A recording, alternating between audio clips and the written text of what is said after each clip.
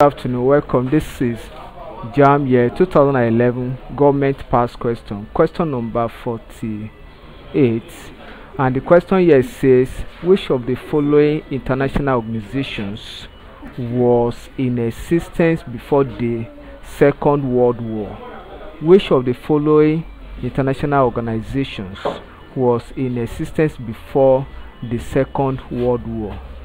However, Second World War started in 1939 and eventually ended in 1945.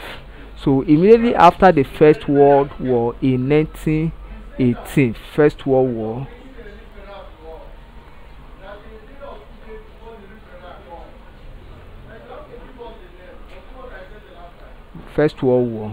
so there was an organization that was formed immediately after the end of First World War in 1918. Then an organization that came up in order not to allow Second World War to appear or to come in place, or to prevent Second World War from happening. So that is what the question is in. Option A say the League of Nations, B say the ECOWAS, C say the UNO, D say the OAU.